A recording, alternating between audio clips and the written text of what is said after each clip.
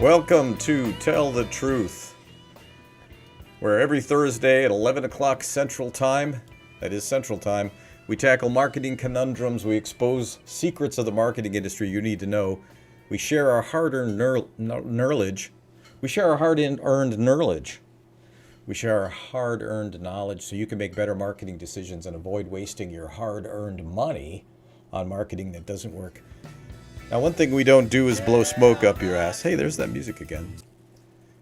We don't blow smoke up your ass and tell the truth, because you can do that yourself at home with a long rubber hose and a pack of Cools. Now, you might be wondering, who the heck is this guy talking about smoking in alternative fashions? I'm your not-so-humble host, Pete Monfrey.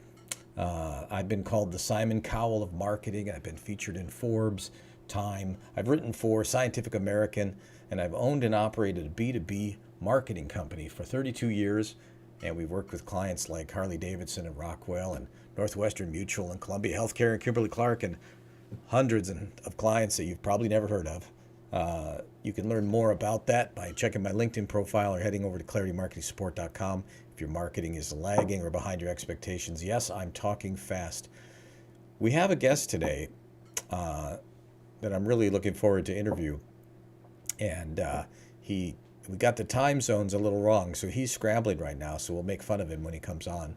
But he'll be a little bit late, but there's plenty we can talk about. But he should be here in a few minutes. But his name is Dennis Madden, and he's the author of Follow the Loser, How Abject Failures Can Lead a Revolution. Here that is. And that's an interesting book. We'll talk about that one at some future time. But what we're going to be talking today is a new book that isn't out yet called The High Rev Business. So he is the CEO of the American Transmission Builders Association, which apparently is the largest trade association in the United States. And he also makes some mean barbecue, which we're going to say today's episode is brought to you by Leon's Good Stuff. Compliments your good cooking. But that's Dennis Madden's, another one of his business. So he's just a really smart business guy. And it's really a pleasure to have him on. So as soon as he joins us, we'll hit that. But I have a transcript of the book. It's not out yet. It's coming, I think, pretty soon. And I like it. I mean, it builds an interesting metaphor, with automobiles and racing, which, of course, I love. And so that's good. But he has a list here of essential traits of high rev businesses. And let me read a couple of these off. So the essential traits of all high rev businesses: they know what they want, they have a written plan to achieve it, their systems are fine-tuned to reduce waste and optimize output. Interesting. I would say that's continuous improvement mindset. Their policies encourage people to give their best. They value their people and their practices, and they show it. Their people know clearly what their job assignments are. Always a good idea. Everyone knows why they are doing what they're doing. They value their customers as people, not just as money sources. And the metrics they measure reveal exactly what is needed. That one I like. There's a couple of these that really strike home for me. One is the idea of a written plan. Plan being a four-letter word for most business people. Who wants to plan? Oh, God, that sounds tedious. Let's just jump in there and spend a bunch of money. I'm with you, Bill. Of course you are. It's not your money. So not only just having a plan, is becoming rarer and rarer, and I think it's one of the biggest factors why companies don't quite meet their owners' expectations, the board expectations, everybody's expectations. There's really no deliberate planning process that's gone on. Now, in the very large companies, there always is, all right? But you'd be surprised, we work with companies from 5 employees up to 100 and 120 employees, that mid-size operation. They could be spending millions of dollars on marketing, but maybe it's been 5 years since they actually all sat down, put in a few days summit on really updating their marketing plan, not the business plan, the strategic plan, the sales plan, talking about marketing, right? How they drive new opportunities to the business. And so having a plan, step one, but a written plan to achieve it. And I say that a lot because, I mean, it's so crucial, but the thing is, the written part means something. And where I there's a metaphor for me with music where in the old days we would have to listen to the lyrics of a song and we'd write them down with a pen on paper. Of course, nobody writes anymore, but we did that. And nowadays we can just search and find the lyrics and copy and paste them. And I asked a friend of mine who's a big shot musician, and I said, yeah, I noticed you're writing lyrics down there. Why are you doing that? And he said, because it helps me remember them. So there's value to writing things down. And really, if that plan isn't documented, it's going to be really hard to implement, I think, and that's the big issue. And so, writing it down really, let me clarify what that means. You know, people think, oh, we need a big binder this thick with stuff, right? And no, what you're doing is you're going through a journey in the planning process, and you're documenting what you found along the way in that process on paper. And if you're not documenting it, again, it's just almost impossible to implement. So John is with us. Let's see if we can bring him on. He missed the commercial for Leon's barbecue, but that's okay. So we're going to switch over here and hold on to your seat, Dennis, or Leon, whatever your name is. How are you, Dennis sir? will work, but yes, I got Leon's right back there. Oh, you got a bottle of it there. Right. Awesome, man. Well, hey, sorry for the mix-up on the time zone. We were just talking amongst ourselves, and we were talking about your new book, The High Rev Business, which isn't out yet. No, not yet. So it should be out in about a month. Oh, I thought it was pretty soon, pretty quick here. Yeah, So pretty quick. thank you for sending me the manuscript also, by the way. So I get I get to see it before everybody else. That's kind of nice. I feel Right. important with that. But just really the way the book starts, the essential traits of the high rev business, and I listed them off. But the one I was really talking about is having a plan, but not just, there's a couple pieces to this, a written plan, right? And there's a reason that the Right. word written is in there, and I gave my thoughts on that, but I'd like to hear yours. Why did, everybody says they have a plan. Up in my head is the plan, Yeah. or in about Yeah. It has 10 to be in heads. writing. As a matter of fact, it's even better if you take notes and you tape it to your bathroom mirror. Aha. And I like to use the idea of step 1 through 5. Everything of meaning can be put in the form of a pamphlet. So you can take your entire plan and write it down in bullet points and put it on your mirror. That way, every morning when you get up, you see it, and every evening you see it. That's great. In fact, I wrote on a post-it note for my mom about computers. She's 81, and I wrote on this post-it note, I can learn computers, and I put that up on her mirror. And the next day I went in there and it was gone. But Oh, what she did is she hung it up in her bedroom right above her bed there.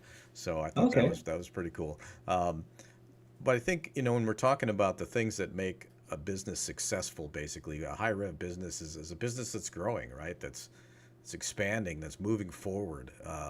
And I noticed a lot of these points are sort of cultural points also.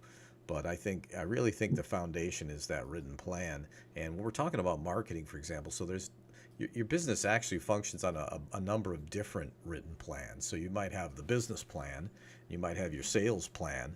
Very often what is lacking is a marketing plan. And people tend to think the plan is the binder, is the thing itself, the plan itself. And what I tell people is, no, it isn't. It's a journey that you've gone through where you've asked all the questions again, and maybe some new questions, and always the hard questions, and you've documented your journey. And so it really is a reference at some point. And then you have a tactical side of every one of those kinds of plans. Here's how we're going to set up the operation or the factory floor. Here's, these are the steps and the dates. That's tactical. Here's what we're going to do from a marketing standpoint, month by month. Who's responsible? That's what a plan looks like, right? If you don't write it down, a team, how do you expect a team to implement a coherent plan? That's really where my axe to grind, and I grind a lot of axes on this program. But so that's one of my favorite ones. They know what they want, and their systems are fine-tuned to reduce waste and optimize output. How many companies you run into that are fairly big companies that really don't have actual formal systems at all? Many. I've probably visited maybe 200 shops. Now I'm in the transmission repair business, so Right. that's, you know, that's my bailiwick, and probably 200. And most do not. Most just run by the seat of their pants. It's pretty amazing, and these are not unsuccessful companies, right? And Right. I did tell the viewers, however few there is right now, but about the association, largest trade association in the United States. Pretty amazing. So you talk to business owners all the time, and Right. as I do, and it's almost like the formality there is they're resistant to it, and one thing I also say is you do have some kind of system. You just don't have any control over it or any way to measure it. But there's some system Right. in there. It could be really a wasteful system. I'm just looking. If I'm looking away, it doesn't mean that I'm not paying attention. It means that I'm looking for comments. There we go. So I think that's a really good. They're fine-tuned to reduce waste and optimize output. So tell me about that a little bit more.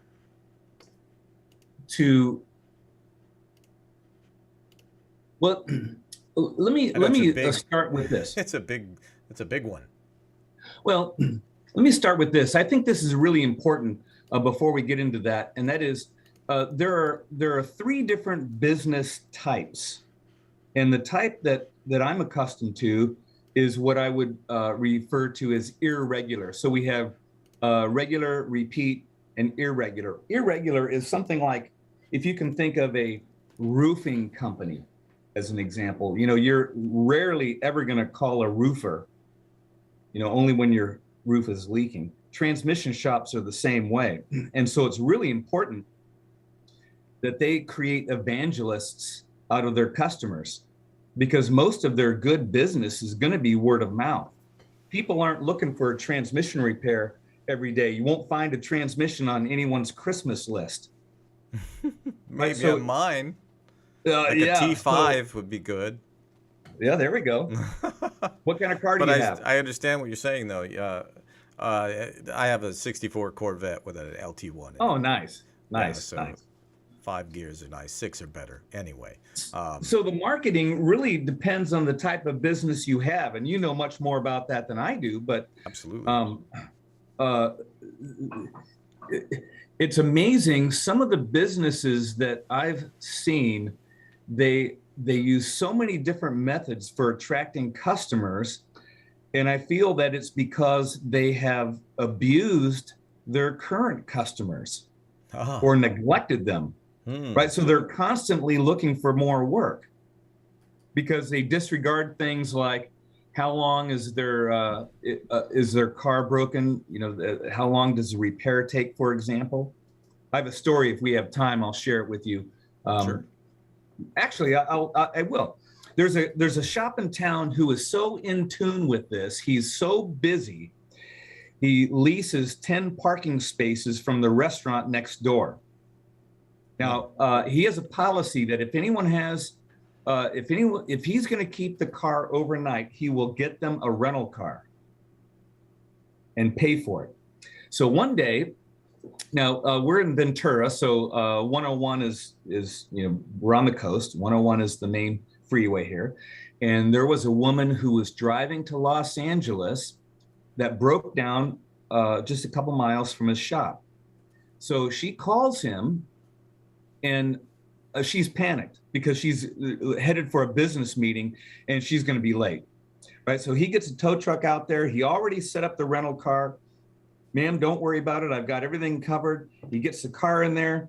He gets her in the rental car. She takes off to her meeting, and he checks the thing out. Now you can imagine how the discussion went that morning when she visited her peers. I mean, I can't believe it. Right, yeah, this is fantastic. I called this guy up and he had a rental car all ready for me. Yeah. towed the car in. Later on, he called her on what the repair was going to be. But that's how you make an evangelist. Yeah, that's awesome, and it reminds me of the book E-Myth Revisited that I'm constantly mentioning. I think guys with gray hair always know the title. Younger people, not so much, but system because they have a system. And you mentioned different types of companies. You know, there's as many different kinds of companies as there is marketing. A lot of times people think marketing is only about bringing in new customers, right? Marketing can be for lots of different purposes. It could be for recruiting. It could be for building a brand because you're going to go public in some amount of time, and having a stronger brand means millions and millions more in your valuation. It could be to drive more referrals for a lot of companies, for example. Or they might think marketing is advertising. And so you'll have like consulting firms in particular will make this mistake where they will advertise because in their minds, marketing equals advertising. But you don't pick up clients from them searching Google and clicking on an ad. It's really word of mouth, but then your marketing can be designed to create more word of mouth or more referrals. And in your case, what we were just talking about is, you know, that's a system designed to create word of mouth. Yes. Yes. Yeah, that's. So, I didn't know that was a question. oh, you know, it But didn't yes, sound like a question, did it? It sounded like I was no, like telling you no, what the answer is. right, I should have right. pointed my finger while I was doing it, but I kind of missed on that. You know, in when we're playing music, the way we look at it is this: we can have a really good night and feel really good, and the audience is really having a great time, and by all, you know, it seems like a great success all around. And then you can have a night where you're so connected to that audience that it kind of looks similar. The only difference is they're going to tell five people. You know, the show that Right. was pretty good and that they really loved. Yeah. That's all. That's where it ended, right? But if you're really connecting, you get this word of mouth effect. So, but yeah, different kinds of businesses. But I do think that these traits really are applicable to really all kinds of businesses. Policies encourage people to give their best. You know, incentivized. Which is your favorite? I mean, do you have them in front of you? No, I don't. Well, But here I'll you know, just I'll rattle a few off. They value their okay. people and their practices, and they show it.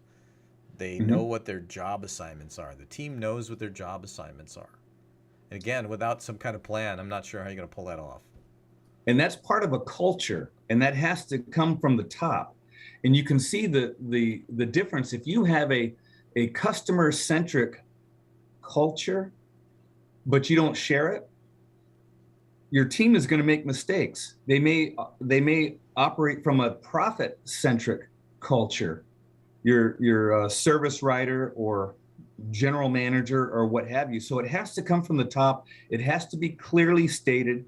Um, a mission statement is nice, although I've seen some pretty bad ones. But very clear, very clear. I think Walmart has one that says saving people money so they can live better lives. How easy and simple is that? Right. You know, I for so 32 years of doing my job as a consultant advisor, and there's so much focus on mission statements, value statements, um, value proposition.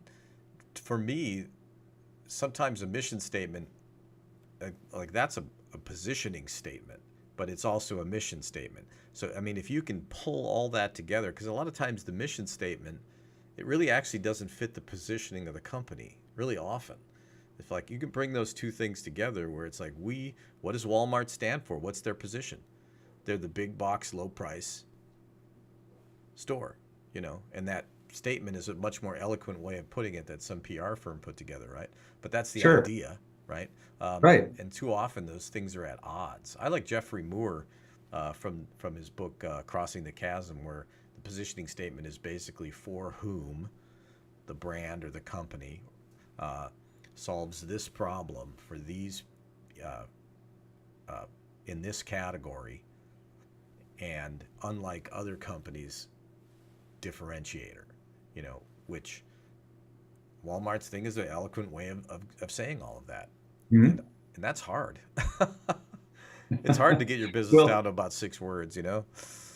well, what happens is you get a group of people in, all the different workers and board of directors or whomever, and they become 10th grade English teachers, and they start to put all sorts of words in there that have no meaning, synergy and Synergy's a good all one. this sort of stuff, and it just, the Solution. meaning. What's that? Solution. Solution. Yeah, just get rid of that. An excellent I have a list of solution. those. What's that? Excellence and excellent excellence. Yeah. Our solution, I'm just teasing, but not really. You're right. Well, we went through that It's all the same process words. here, and we had our board and several people in the company, and this thing wound up being 5 paragraphs, and it was huge, and we were so proud of it. Right, every paragraph had meaning to us, and we actually had we hired someone to help us with this. And so this was a so-called professional, and we got this thing printed and put it on our wall. And about 2 years later, one of the guys here, Roger, came into our meeting and said, "I'll give you $100." He pulled it out of his pocket. "I'll give $100 to anyone who can cite one sentence of our mission statement." Wow. And that shows you how weak it Yeah. was. I It was just, I think when we're really wrapped up in our business and we're really close to it, you know, what becomes important to us isn't necessarily important to the outside world, right? So I mean, like you said, that every word was important to that team that put that together, and maybe they had some advisor leading them in a certain way. Maybe they were paid by quantity instead of quality. Who knows? But you're right. It doesn't work. I mean, it's like it come back to the idea of the elevator pitch. I mean, essentially, you take a strong positioning statement, which actually is a pretty formal statement. I don't think you would use it in external communications as it is. It's really it's how to really tell the whole story of your business in 2 sentences, right? Mm. And we help people do that all the time. But I'll tell you, it takes a process. It takes time. It's hard. You wrestle with those things, what to leave in, right? What to leave out. And you have to be pretty clear on what makes you different, which is also really tough. But then there's going to be a external, retail version of that that's much shorter and sounds like a slogan or a tagline. But really what it is, it's a condensed version of a positioning statement. And, we've had episodes where we've talked about positioning in terms of Reese and Trout's book, The New Positioning. What concept do you own in the mind of the marketplace? What idea is yours? And Walmart is, it's low prices, man, low prices. I don't know how they ended up owning that, by the way, because that's been the thing for everyone forever. But because they did it. they did it, yeah. And I think Yeah, part they of their did it. brand, though, is also that they're mega, they're huge. Right. They don't put that in their statement. Your brand takes on characteristics that you can't control. Some people, if you say, what comes to mind when you think of a Jaguar? Most people would say quality. What would people in the transmission business say? I'll keep that to myself. Something different. Something different. Yeah, It's Lucas just Electrical is what comes to mind. Lucas Electrical, where to get wiring harnesses. Yeah. I know that company. That's a great company. They see their customers as people, not just as money sources. Right. How'd that one make the list? I mean, it seems obvious, but I know there's some thought behind that. Well, it comes down to people, doesn't it? It really does. Tell my engineering oriented clients that, but yes, it is all about people. Yeah. Every And so business here at ATRA, what we took with those 5 paragraphs, when we trashed that whole thing, we came up with 2 simple statements: get them in the door, get them out the door. And if we expound on that, our purpose is to help our members get customers and then get their cars fixed so they can get paid. And it becomes very easy. If what we do isn't working toward those 2 goals, then don't do it.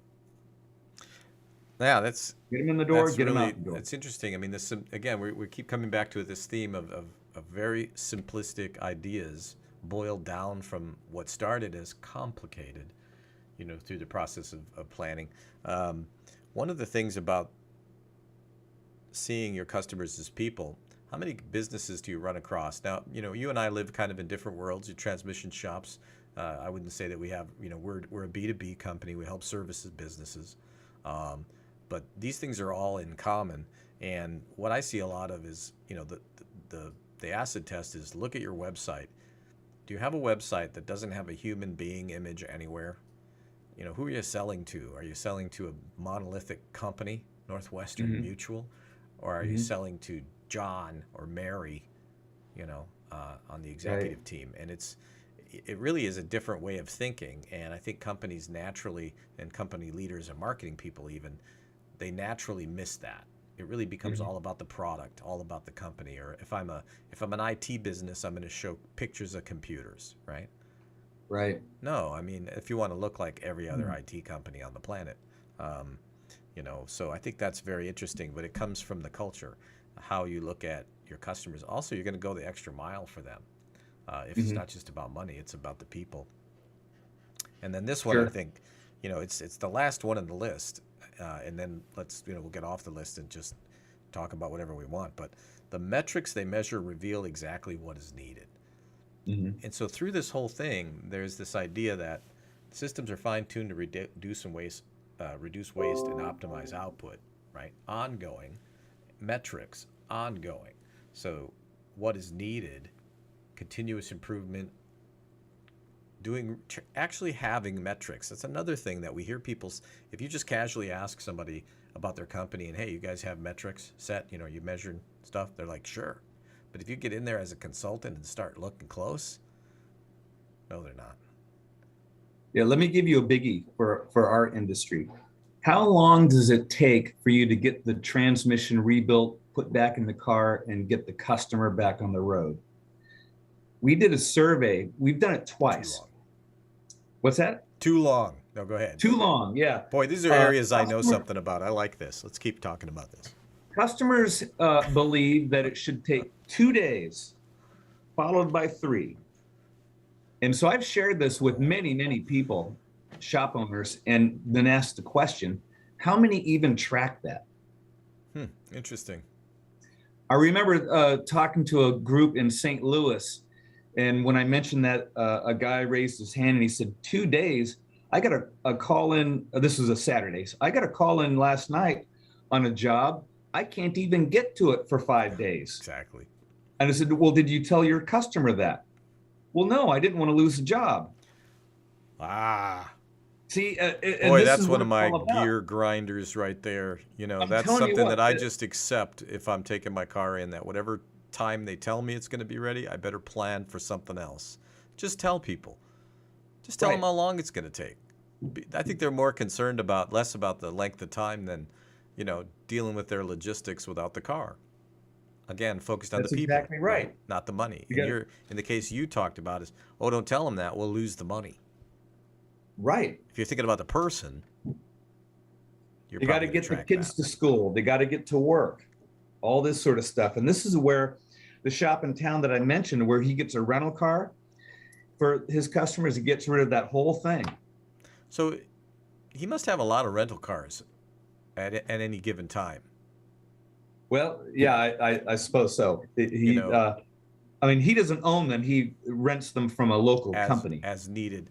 So a lot of this can be built into an ERP system for a shop like that, right? You could build in, the system should be able to tell you what your average, on a dashboard, what your average turnaround time is. But it's interesting that people think that, it's just going to take a couple days. I think we have that same problem in marketing where there's almost this idea that as marketers that we have the solution, the answer to whatever their problem is on a shelf behind that screen. And I'm just being difficult because I want to charge you money and I just have to walk back there and get it. But I'm just kind of doing a lot of theater just so you can pay me a lot. When the reality is, no, we're going to spend, a significant part of our lifespan dealing with your company and the time that needs to be put in to truly understand what's happening. Now we're going to compress that and minimize it and make it as lean as possible. But it's not trivial. Your company's not trivial. All these things are complex, right? And so Mhm. a transmission is super complex. In fact, I'll admit this. So I built my entire car from the chassis up, and I like to say that, but the reality is, boy, did I stay away from that transmission. Right. You know, I did the motor, but the transmission is like a voodoo box to me. Like, even a manual like a Muncie 4-speed, I'm like, yeah, I don't get it. It's like the instructions for Monopoly. By about the second one, I'm like, yeah, I'm gone. I don't know what this game. I don't play board games because of that problem. It's just too much for me to understand. You see all the Right. gears and how they work inside. I've seen inside of it, right? Mhm.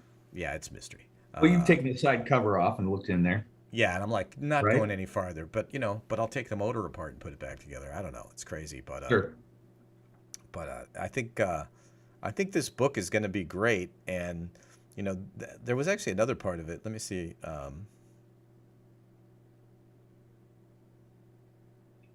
There's these statements in here, and you're saying, hey, turn those into questions.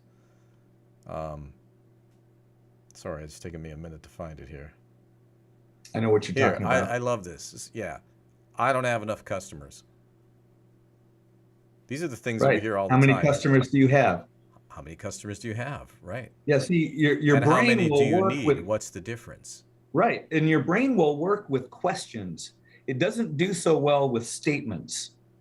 But people And walk so, around with those statements in their mind, right? Is that why you're right, saying, hey, you're struggling with this because you're looking at it I guess as a statement in this case? I don't have enough customers. We don't have enough customers. We don't have enough customers. Change that. How many customers do we have? How many do we need? What's the difference? right. How do we get more? Right? It opens up the path. The Hmm. other one shuts down. And that's a lot of the advisor's job, is to come in and know the questions to ask, right? Sure. I think people sometimes think they're being drilled or something, but it's like, oh no, if you don't know the answer or you're not sure, just say not sure, get to the next question. But we're going to turn those things into questions. All of these. So that's why it struck me. It's like, okay, we're losing money every month. What's the question? How much are we losing? How much are we losing? See how easy this is? My social media campaign, or really insert anything marketing related, isn't very effective. Why isn't it effective? What does effective look like? How are we Right. defining effective, right? How are we Put a number tracking? to.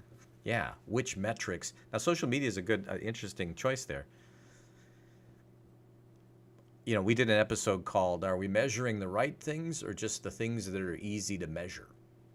And Hmm. digital marketing gives us a lot of things that are easy to measure, and very, very easy to print out a very complicated report that the client can't figure out, that covers up your inadequacy.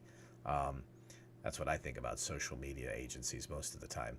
But if you're asking it as a question, it leads to the metric, which metrics are actually important to us, so that we can, I would say that most people don't know if their social media marketing is effective. Right.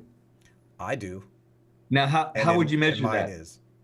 Well, I measure it by a couple things. I mostly use LinkedIn, Hmm. and so I measure it by the number of visits to my profile and the trend, not the number itself, but where the trend is going.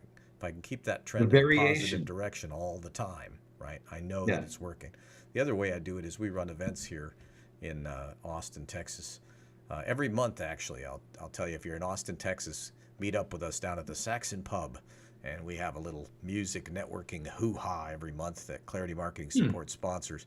And so we also see it in the attendance there, because it is marketed in with email and organic social. And so we can of course get really good metrics from our email. So that's how we do it. But it's Hmm. different for everybody, right? But I like that one because, you know, half of my marketing doesn't work. I just don't know which half. I don't remember who said that. Somebody famous. I should know that. My employees waste too much time and are ineffective. Ouch. Yeah. So, what's the question?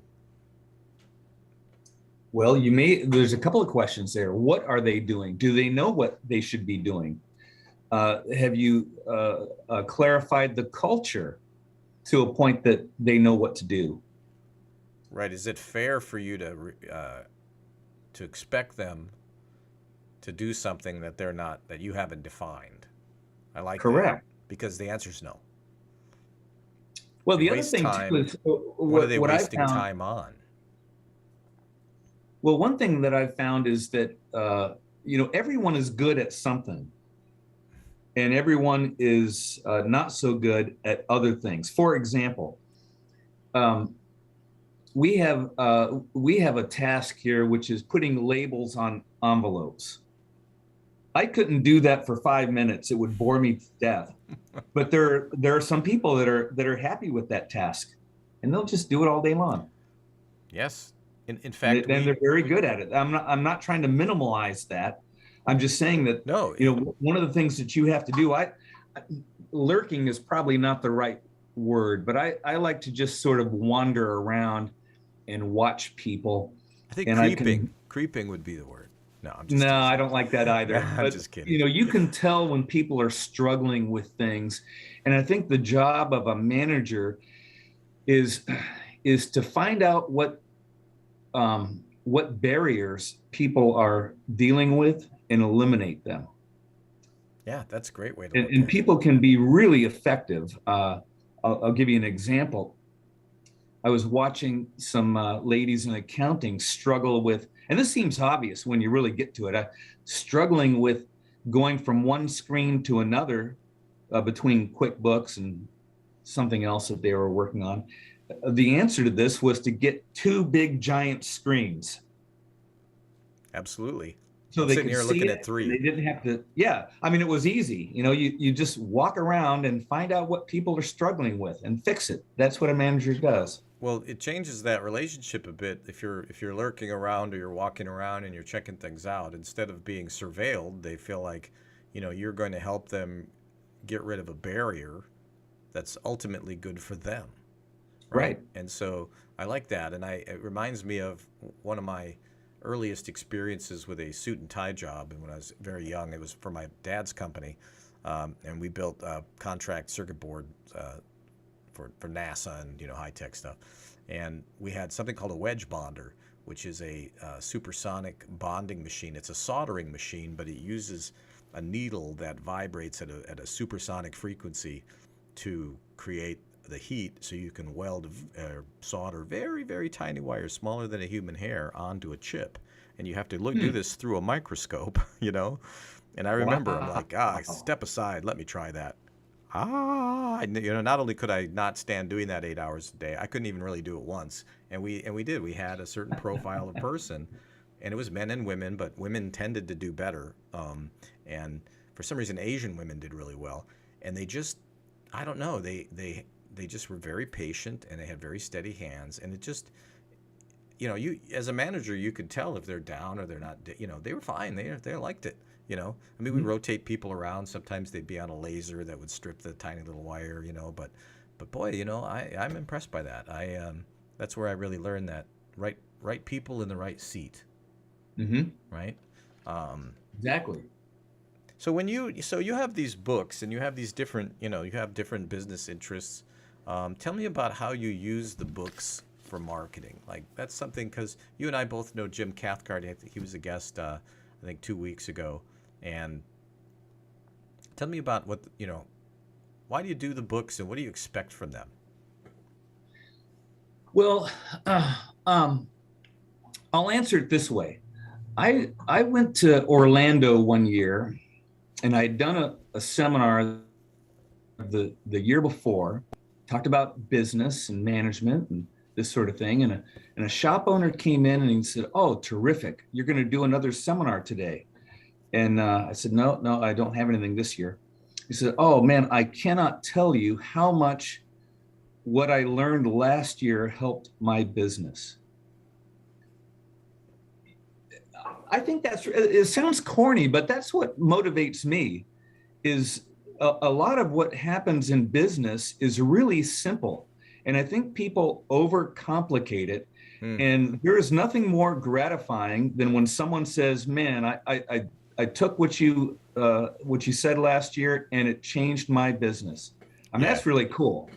That's consistent with looking at it more like, so people publish books for a lot of reasons, right? Sometimes they're called sometimes they're vanity books, and you know what? There's a strategy, a thought leadership strategy, where you produce a book, and you don't care how many it sells, you don't care how many it reaches. They call it the $10 business card, right? Your books aren't like that.